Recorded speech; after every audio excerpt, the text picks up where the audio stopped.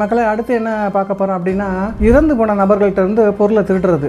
செத்து போயிட்டாங்க, அவங்க மோதிரம் செயின் அது இதுன்னு போட்டிருக்காங்க, நம்ம எடுத்துக்கிட்டா என்ன தப்பு அப்படின்லாம் எடுத்துக்கலாமான்னா எடுத்துக்கூடாது.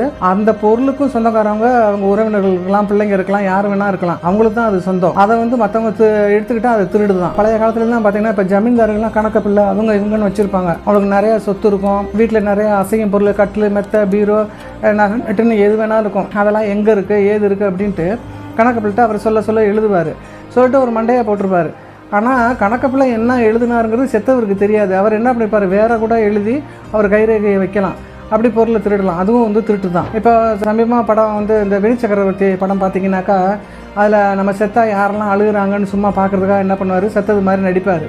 அப்போ அந்த பொம்பளைங்களாம் அழுதுட்டு மாமான்னு மேலே விழுந்து ஒவ்வொரு செயின் மோதிரம் அது இதுன்னு எல்லாமே திருடுங்க. அதுக்கப்புறம் ஒரு பழைய படம் பார்த்திபனோட புதிய பாதை படத்தில் பார்த்தீங்கன்னா, அவர் ஒரு பணத்து மேலே விழுந்து அழுது அந்த ஒத்தருவா நாணயம் நெத்தியில் விட்டுருக்கோம், அதை அபேஸ் பண்ணி எடுப்பார். அப்படிலாம் எடுக்கலாம்னா அதெல்லாம் எடுக்கக்கூடாது. இன்றைக்கி நியூஸில் பார்த்தீங்கன்னா ஒரு மருத்துவமனையில் ஒரு மூதாட்டி செத்து போயிடுவாங்க.